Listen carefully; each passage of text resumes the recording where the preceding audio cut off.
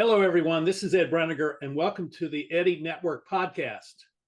My guest today is Jimmy Harmon, and Jimmy is the president of the Black Mountain Home for Children, Youth, and Families in Black Mountain, North Carolina. I happen to be a board member of the home, and I'm glad to bring Jimmy on because I am a big fan, and we're collaborators in taking care of children who are in real need. And it's an exciting venture for us and all of those of us who are involved at the home.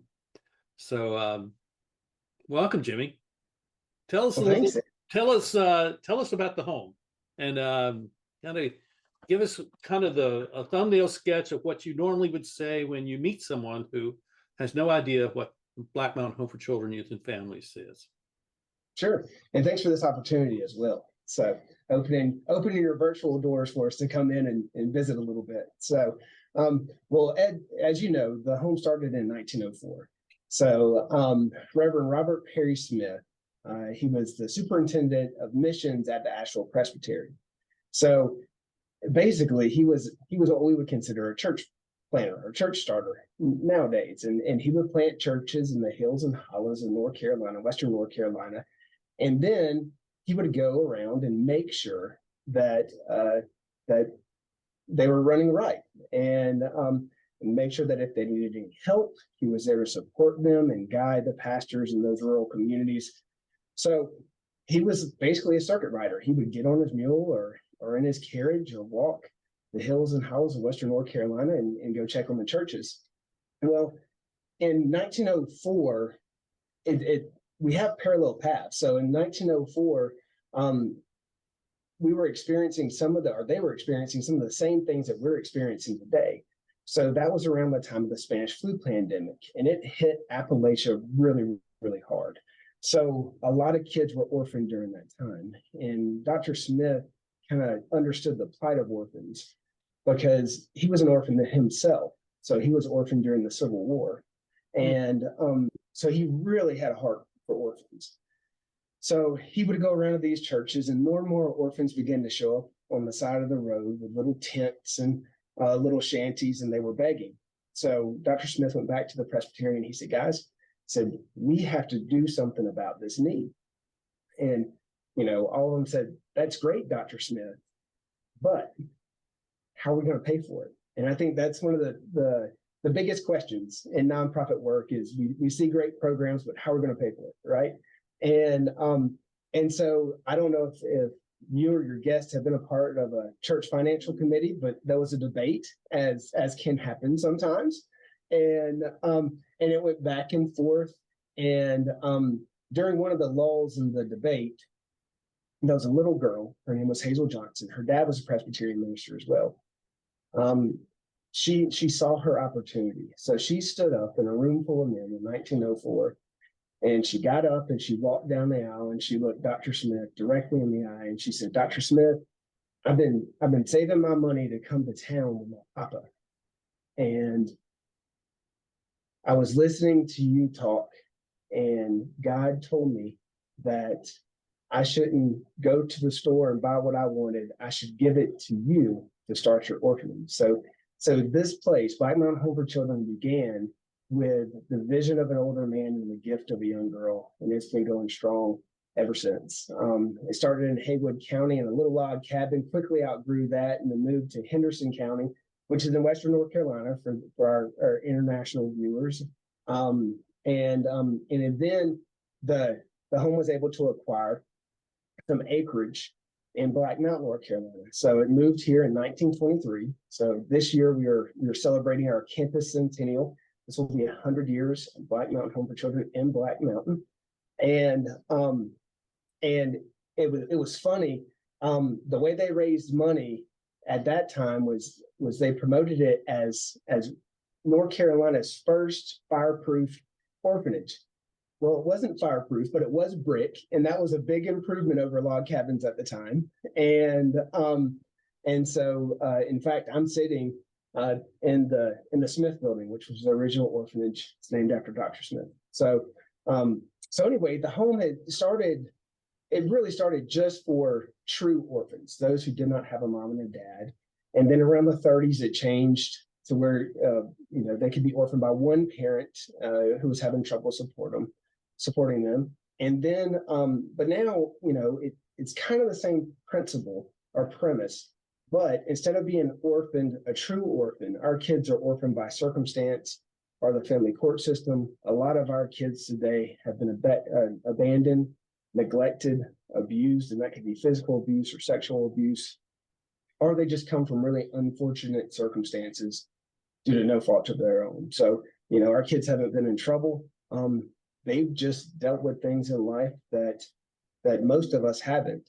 And to be able to support them and to love them as we would our own children and grandchildren is really our calling in life. We're a Christian organization. We wear that on our sleeve. I do believe there's a difference between a faith-based organization and a Christian organization. And we embrace that because we feel like God called us to love and to mirror Christ's image in our kids' life. So we stand by that. One of the great things about the home is that we can leave our denomination or our dogma at that door, and we can just be Jesus in the lives of kids. And that doesn't mean preaching or trying to change them in any way. It means modeling. We're going to live our life like we should, and not force anything on any child that's in our care, but continue to walk as Jesus walked and talk as Jesus talked. So on campus right now, we have 4 cottages on our main campus. We have Parks House, and we have children in that house between the ages of 4 and 12 right now. It's a sibling group house, so we have boys and girls together in that house, which can be challenging when you have 3 different sibling groups living together. When they get about 12 or 13, they start developing feelings, and sometimes they might develop feelings for somebody from another sibling group. So with that, we have a teenage girls house. It's called Rainbow House. And we're able to help and home up to 10 children in each home. And then we have married couples. We have 2 couples that work 7 days on and 7 days off in each home as well.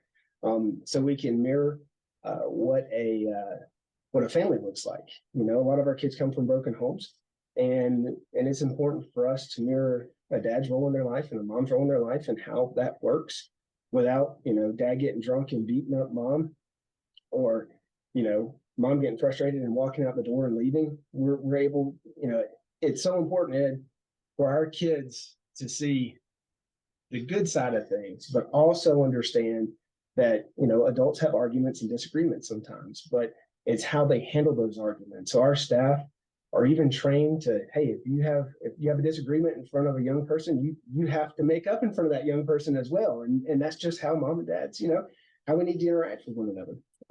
Well, we have a Rainbow House. It's teenage girls house, like I was saying. And then we have Watkins House. It's a teenage boys house. And then Mountain House, which has traditionally been a transitional living house, but we are transitioning that house into another house for sibling groups. There's a huge need for sibling group placements in North Carolina. So we're moving in that direction. People ask me all the time, Ed, what's the difference between the boys' house and the girls' house? And I tell them there's just as much drama as you can imagine in the house of 10 teenage girls. And the boys' house smells like you would imagine a teenage boy's house to smell. So anyway, but on top of that, we also do independent living. And so that's a program in our independent living village for youth who are 18 and over. Some of them are finishing high school. Some of them are working their way through college. What's great about that program is, we're all on different levels and different tracks in life. And we have 4 major, expectations of that program. First is to be involved in the community. So we have independent living classes, and those classes are financial management, time management, how to change a tire, maybe how to check your oil, just the things that your parents would teach you when you were growing up. So many of those things we kind of learn through osmosis or just hanging out with our parents. And we want our kids to have that same foundation as we have. We also have cooking classes. So we try to teach our kids how to make a 30-minute meal that's under $5 a plate, which is getting harder and harder to do. But that way they can have a good, nutritious meal that is economical as well. So we have volunteers and staff members who come in and teach those classes too. The second expectation of that program is for our youth to have a part-time job. So we like them to work about 10 hours a week. They can work more if they would like to, but that's kind of the minimum. I'm a big believer in working your way through school and learning how to manage that time and those finances. And it's just a great opportunity for our kids to learn and kind of take that next step. The third expectation of that program is education. So we know that education looks different for everybody. Some of our kids might not want to go to college, whether that be junior college or a four-year school. Some of them might not have the acuity to go to college. But those youth still need training. They still need a skill to fall back on. So we have an on-campus apprenticeship program that includes a track in culinary arts. So our youth have an opportunity on our Shepherd of the Hills Retreat Center to learn how to cook and learn the basics of cooking. So we have certifications through the Hotel and Restaurant Institute of America. Our instructor is ServSafe certified, so she's able to give them all the certification training that they need so that they don't go into entry-level positions. They can go into management positions when they leave. We also have a cafe on campus, so everything we make in our culinary arts department is sold at our cafe, so our youth get back house experience and front house experience. Another track that we have is maintenance and automotive. So we have an on-campus automotive shop. We have a certified ASC mechanic on staff who leads our kids through that training. And again, we have kids right now who are working at local car dealerships who are they've learned those skills on campus. So they're doing things in the service department like changing oil. They're also working on vehicles as far as the motor goes and the tires and suspension systems. So, it's a great opportunity for our youth to learn those skills and then transition off campus. Another one of those programs is hospitality. Within 25 miles of our campus, we have 20 different conference centers. So our youth can plug into those conference centers, really in all four of those tracks. And then our last track is outdoor leadership recreation. And again, we have a master's level instructor there. I talked a little bit about Shepherd of the Hills Retreat Center over there. We've got several cabins. We've got Mountain View Lodge. We've got a dining hall. We're completing a dance hall. We have mountain bike trails, paintball. So again, all of our kids get certified there. They get experience there, and then they're able to transition out into the community. One great thing about that program is it's a 2-year program. The first year is done on campus, but then the second year is with a community partner. So we have several community partners, and then they do that training off campus. And what's so great about that is if our kids do well in that second year, that second paid apprenticeship program piece, then they are able to transition out at a living wage or better in some cases, which in Buncombe County is about $16 an hour. It sounds like this is what should be done in every community with all kids in every community, and not just kids who are, from difficult family situations that are living, in a children's home.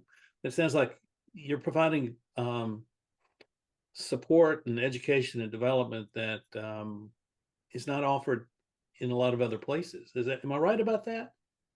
You are, and I think let me just add another piece of that. So, if that's the case, are you getting agencies of other types coming to you and saying, how are you doing this, and how can we learn to do this, or how can we, it creates a curiosity about what this place is and why you're doing all of this stuff. I mean, because I think the perception is that that orphanages or children's homes are just a place for children to find a safe place away from bad home situations. But you're I know this is, I'm setting you up, but this is really a far more expansive picture of what childcare in the modern world is. Am I right? Yeah, you are, and you're spot on. And even further than that, we also do family foster care where we partner with over 45 families. So we're licensed by North Carolina to place kids within those families. We have Eller House, which is an emergency home for children between the ages of birth and 6 years old, where and those kids are mostly medically fragile. So kids who have been addicted to drugs in utero, fetal alcohol syndrome. We've got an on-campus nurse. So our continuum of care, which I think is what you're talking about, goes from birth through college and beyond. We even have a lifelong program that helps kids with intellectual disabilities have a forever home. And I think that goes back to, so to answer your question and not get too far ahead of myself, yes, there's a growing interest in what we do and how we do it. And one of our goals is to be a replicable program. So we can share what we do and how we do it with other programs. And so, this week we've got a tour from another children's home that is coming. Next week, we've got another tour of a children's home that's coming. We've probably done 5 tours throughout our region of providers who have come here. In November, we also have a group from throughout the country, Oklahoma, Texas, Florida, who are descending upon Black Mountain Home, and they're going to stay in our retreat center and learn what we do. But the key to that has been our board and our administration, both past and present, have been able and willing to take spirit-led risk. And I think when you look at nonprofit organizations, in general, they're not willing to take those risks, those spirit-led risks, and kind of go out on a limb and trust God to be God. And here's the deal: if we take care of the children in our care, like we would our own children and grandchildren, we're going to be okay. And we're going to always, that's going to be our North Star, right? That's going to be our guiding principle. And to illustrate that, I've got 5 children, the 6th one's on the way. But one of my girls has some intellectual disabilities. And I know that she might live with us the rest of our life. And that's okay. I hope she does. She's a beautiful girl, and her mindset and perspective on life is just, it's fresh and it's clean and it's pure, and there's so much beauty in that. But if I would do that for my daughter, then why wouldn't we as an organization help those kids who have intellectual disabilities have a forever home as well? And that's one of the reasons that I love being a part of Black Mountain Home for Children, Youth, and Families, is because we truly, from our direct care staff all the way up through administration to our board of directors, we truly want to give every child who comes through our door the opportunity to live a normal childhood. And you see that. I mean, we've got an on-campus education coordinator. So 54% of all of the youth in foster care in the United States don't graduate high school. Over half of all the kids in foster care don't graduate high school. Since we opened our independent living village, which was in 2008, 89% of every child that has walked through our door and is called Black Mountain Home, 89% have graduated high school or gotten a GED. That's higher than the national average of youth outside of foster care that grew up in a normal family. So I think it's a collection of people, and a collection of a group of people, which you would call a community, working together to minister to kids in the best way possible. And I think that's, if there's a secret sauce, it's that God has favored this organization in so many ways. So the credit goes to him, but also a collection of people who are moving in the same direction to minister to the needs of children. I think it's special. And you've been a part of that for a long time, Ed. So thank you. You're welcome. And it's the most significant organizational development experience that I've ever had, including all the great things that happened in my consulting work. What has happened at the home is the most remarkable thing I've seen. And I think it's because there was a vision that was cast, and then that vision not only was cast, but it was fulfilled.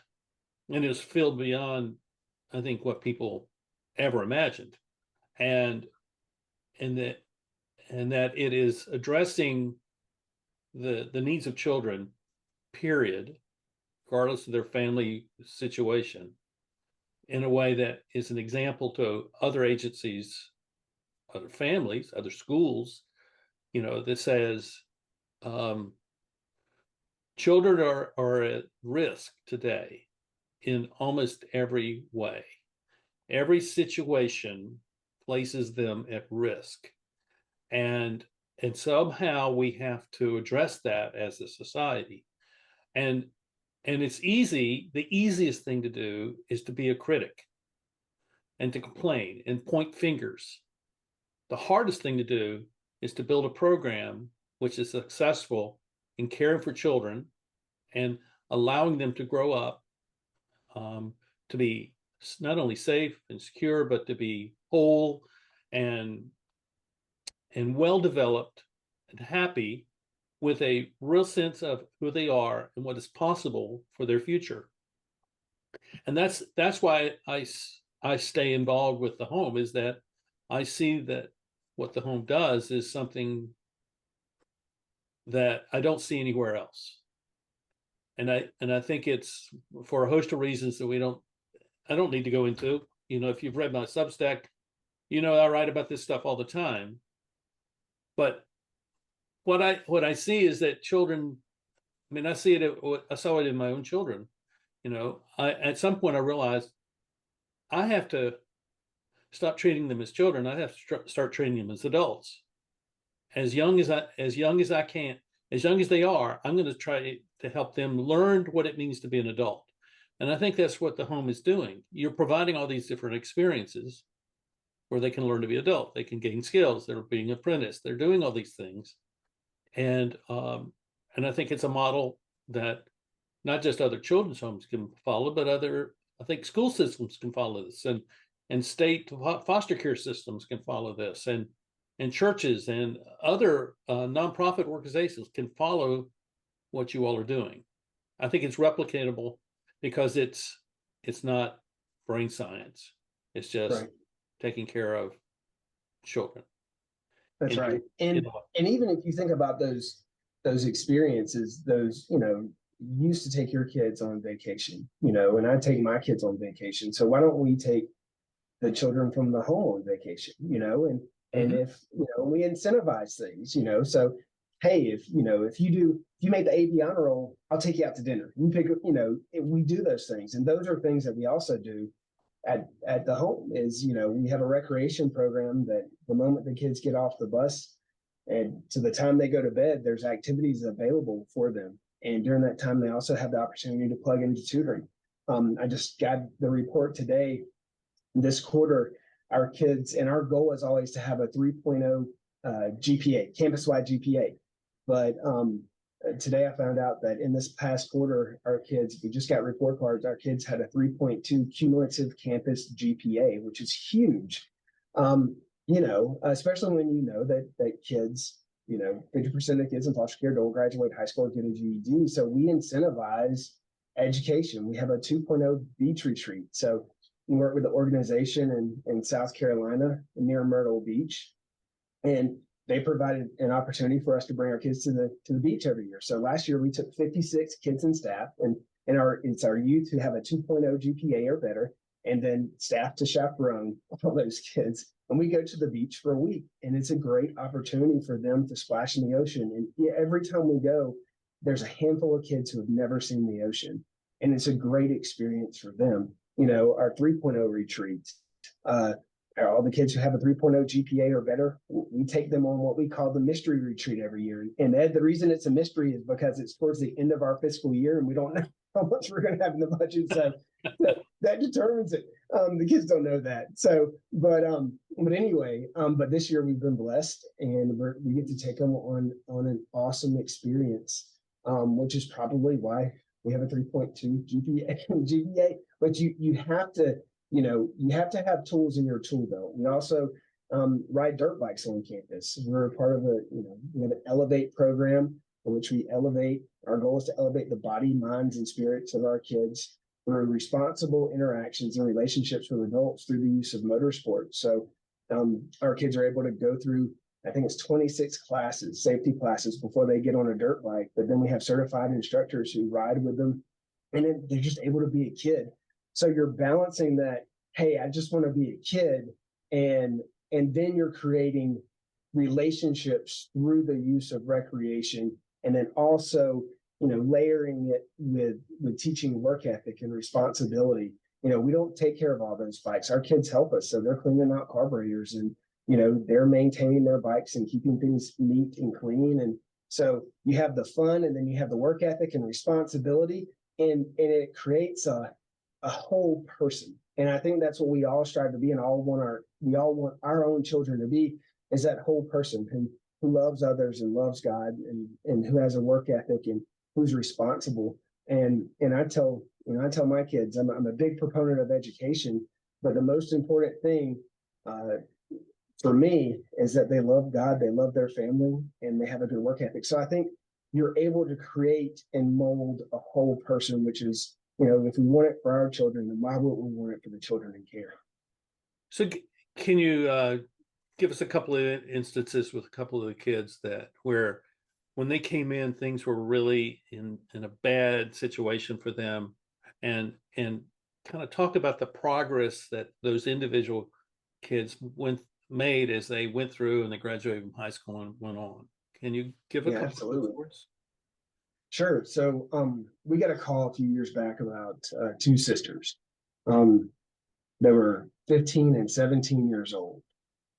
And the call was initially about truancy. They hadn't been going to high school, and they couldn't be located. And like so many times in life, you only get half the story, right? So they came into care, and this is what happened. 15 and 17-year-old, their mom got a new boyfriend and basically kicked him out of the house. She said, "You're cramping our style. You got to find somewhere else to live." Oh my. So the girl stayed from place to place to place, from friend's house to relative to friend's house. They couch served. And then they ran out of places to stay, so they lived under a bridge for 2 months. They had no resources, and the only resource that the older sister had to take care of her younger sister was her body. And we can talk, about morality all we want to, but those little girls did what they had to do to survive. So older sister would go off with somebody, she'd come back, she'd have a little bit of money, she'd split it between her and her little sister. They would walk about a quarter of a mile down the road to a dollar store. They get canned goods, and they come back underneath the bridge, and then they'd eat cold canned goods. And they did that for 2 months. Like I said, we just thought it was a truancy issue. So they came into care. We told them about the opportunities that we have at the home. We told them about, we have an education coordinator that can help catch you up. We've got a house parents that will love you for who you are, and we will provide, as long as you put in the work, we'll provide every opportunity that we can for you in life.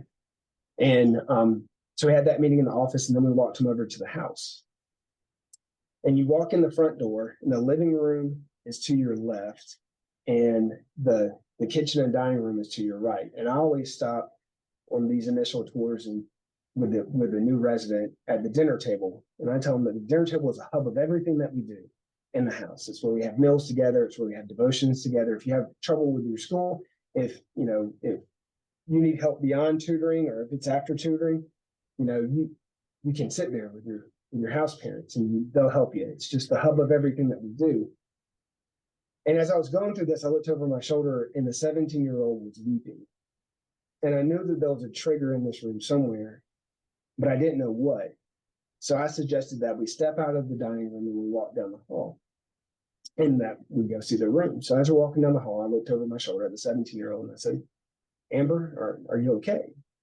And she said something to me that I will never forget to the day that I die.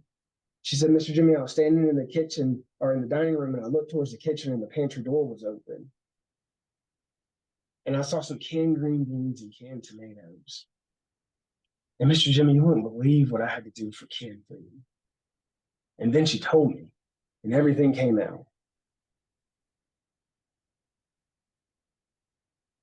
Those two little girls, the 15-year-old, sorry, the 17-year-old. 17-year-old took advantage of the situation. She went to tutoring. She got caught up in school. She transferred over to independent living, and she graduated with a 4-year degree. The 15-year-old went to tutoring, took advantage of everything that she was able to take care of or take advantage of. And she went over to independent living and she graduated with a 2-year degree. And she could have graduated. She was probably smarter than the 17-year-old. She could have graduated with a 4-year degree, but she met a wonderful young man and they got married. And that's okay too. But you know, if you ask those little girls or young ladies, young women now, if the home made a difference in their life, they would tell you that it saved their life. And to have the opportunity to be a part of a group that was able to influence their lives at that level, it's an honor to be able to do that. And there's many, many more stories like that. Right now, we've got a young man from Afghanistan who came over as the U.S. was withdrawing, and his family is behind in Afghanistan. And he came over with his sister, and his sister is getting her feet under her, and he's at the home right now. And I told people, I was like, I'm never going to coach little league sports. I love kids, but I don't know if I can deal with the parents. I enjoy dealing with the kids more than I do the parents.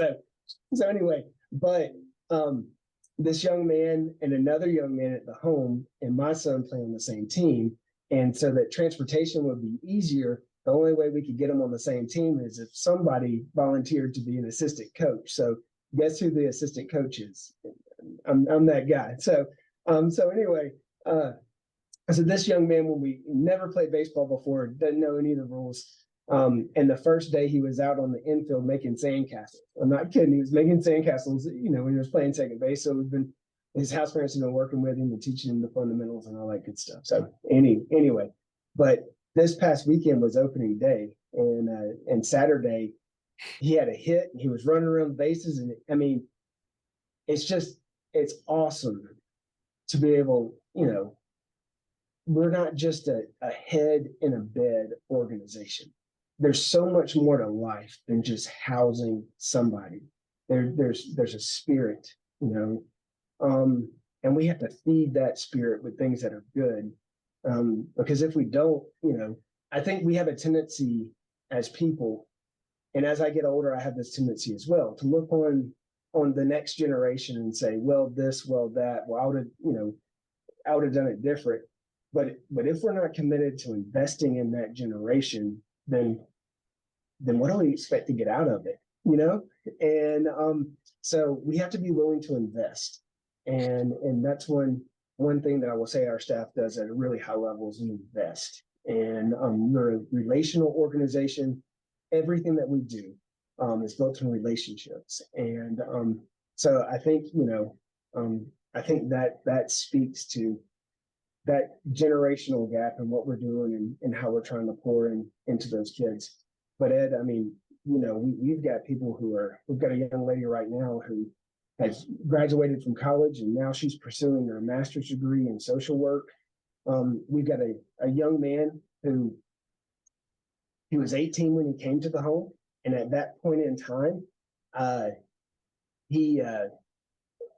that point in time, his foster family, there was no funding or help for foster families beyond the age of 18. So, you know, in a lot of ways, it was just kind of good luck, you're on your own. Well, this foster family came to us and said, well, we can't afford to keep and help him without any funding. So could you guys help him? So he had some intellectual disabilities and he was 18 years old. He was a sophomore in high school. And he said, yes, we can help. And so we stepped in that gap. It took us until he was 20 to help him graduate high school. And this young man is on the spectrum, and he was diagnosed with a condition called Asperger's. So he sees the world very black and white. It took us until 23 for him to get his driver's license, but he is probably the best driver that we've ever had on campus. He is 10 and 2 and always checking his mirrors every 30 seconds. But we knew that he would need help beyond. And so our board and the administration made a lifelong commitment to this young man. And so I think it was March of 2020, we were able to acquire a duplex near where he was working. And then we were able to flip it with volunteers, and we got a ton of volunteers who help us out. But then we were able, when he was 26 years old, we were able to present him with his forever home. And we have staff who go around and check on him and make sure he's okay and help him navigate life. He walked into my office a couple of months ago and he said, Jimmy, I said, what's up, man? He said, I'm doing good. He said, I just wanted to share the good news. And I said, what's that? He said, I got a 401k. I said, man, that is awesome.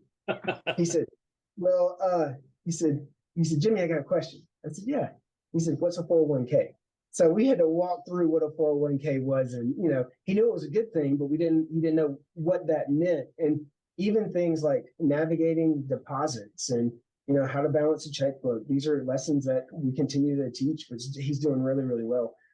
So again, being able to impact the lives of kids on a daily basis. And it's tough. It's tough work. Our kids, our kids come in and they've got trauma. It's tough for them to trust the people who have been in their life.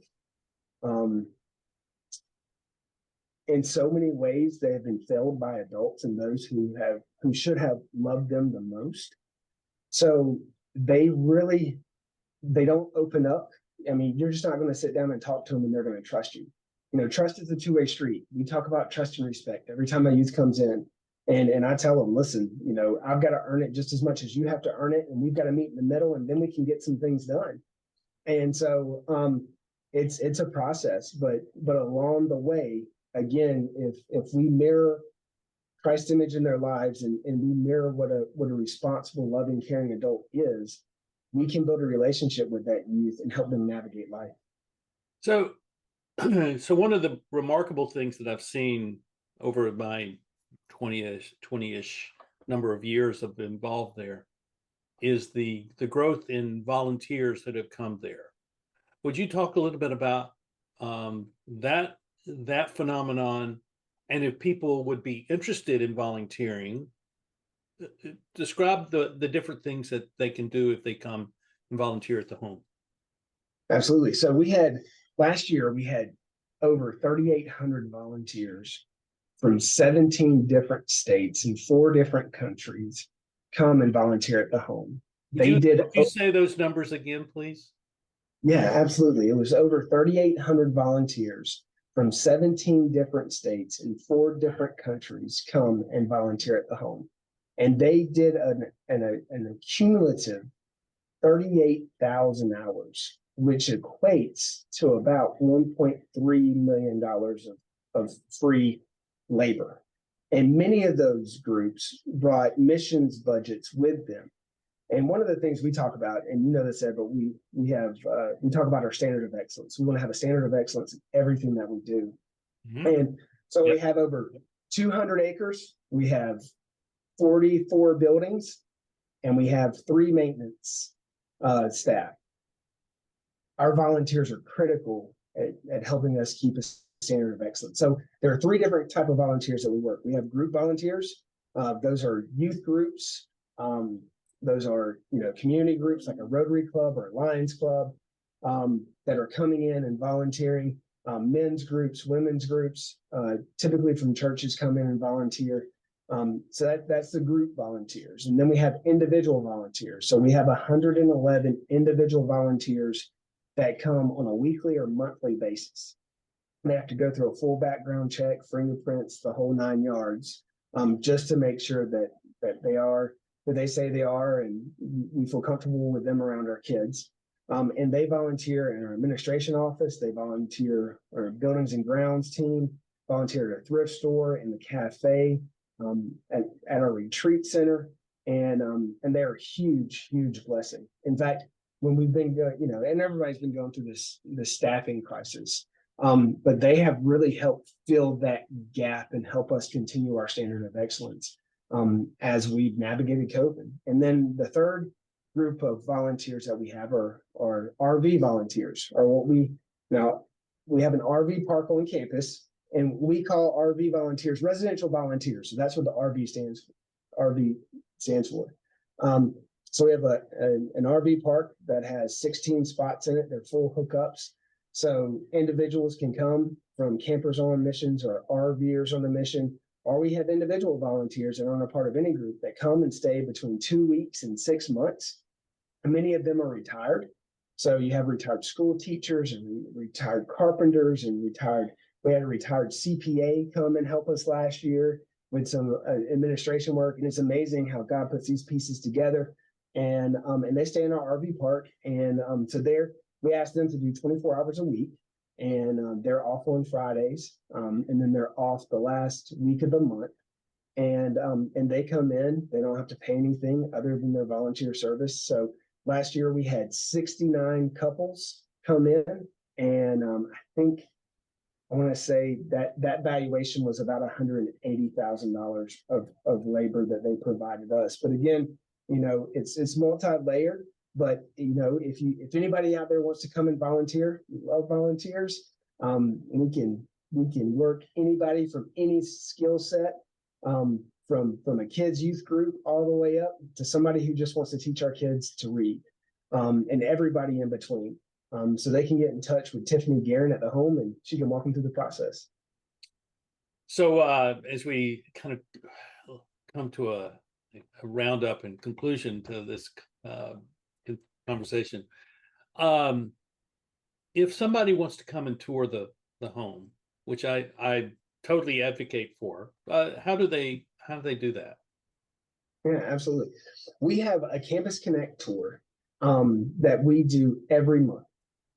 So I would encourage, and we also, so to learn more about the home, you can go to blackmountainhome.org, or you can go to Facebook /Black Mountain Home, or we also have an Instagram page, which is BMH for Children. So you can follow us on any of those things. On Facebook, you can sign up for these Campus Connect tours, and they're typically the third Thursday of each month. And this tour is all inclusive. So we go in the houses and we go through our recreation program, education program. We go to our independent living village. We go to the thrift store and the cafe, the RV park, and our retreat center. And then we finish with lunch provided by our culinary arts program. And we talk about what people have seen, and we sit down and, people are able to ask questions, and we're completely transparent. And then the great thing is when you do that, you're able to find not just people who want to support, but partners in ministry. And so that has allowed us to create these relationships and these networks, the things that you talk about all the time, that carry Black Mountain Home out beyond our physical parameters and into communities. And that's how you get, people from 17 different states plugging in to our organization. And the other big event that you have in the fall, which is another way to come and see what goes on at the home, is the Fall Festival. What's the date of that this year? That's October 14th. So we'll have Fall Festival, and since it is our centennial celebration, we're going all out this year. So Fall Festival starts at 10 a.m. It ends at 3. We will have free games for the community. So people can bring their families out, can play games. We have a basket auction that day. We'll have live entertainment. We've got a car show. We've got Riding on Faith, which is a horse group that comes out and does a bunch of formation riding and stuff like that. And then after Fall Festival, we will have our Centennial Concert Celebration, which we're so blessed to have Shane and Shane come out this year, which are some fabulous Christian artists. And then we will have Willie and Corey Robertson from Duck Dynasty, who are also foster parents. So that's a great tie-in there. Come out and kind of give us a message, and also kind of wrap that centennial celebration up. So we're really excited about that. And I would be remiss if I didn't mention that this month is Child Abuse Awareness Month. And we will be having our Hope for Children dinner this month. And we are almost sold out of tickets. We might have just a handful of tickets left. But if people want to sponsor that event, we have all the way up from bronze to platinum sponsorships. And that will be April 27th at our retreat center. And we'd love any help that anybody could give us there. And again, you can go online at blackmountainhome.org and find any of this information there. All right, Jimmy. Thank you very much. This has been great. Folks, um, when you do consulting, organizational consulting, as I have, it's easy to become cynical because people say a lot of things that you discover they're just not true. And this is the one place that I've seen that has exceeded my expectations every time I've been there. And last year's last year's fall festival, in all the 20 years I've been involved there, was the greatest day that I've ever spent at the home. It was just remarkable. So I don't want to overstate it, any of this, but it's worth overstating. And I hope that this has been inspiring to you. Maybe you want to connect to the home. That I would love that, but that's not the purpose here. The purpose is to inspire you. I believe that by your own initiative, you can begin to make a difference in your own community. Maybe what is happening here at the home is something that can happen where you are. It's a big venture, but the big ventures are the ones that are worth investing in. And maybe if you're interested in that, be in touch with us, and so we can have a conversation, because I would love to see 25 or 100 Black Mountain homes scattered around the world, where the kind of impact that they're having on children can be realized, and then it seeds the ground for other organizations to do the same. It's that significant a thing, and I think you've heard a little bit of that today. And it's a place that I'll be committed to. I don't know if you know this, Jimmy, but 10 years ago or so, I stuck my neck out, and with your predecessor, Tom Campbell, and I said, Tom, I feel like I need to make a commitment to the home, a financial commitment to the home. And I said, but I only want to do it if it's a challenge gift. And he said, sure. So I said, I'm going to make a commitment of $1 million. I'm going to raise $1 million for the home, and I want it to be a two and a half. I want to be a 2-to-1 match, meaning he had to go out and raise $2 million. And I didn't have $1 million to give.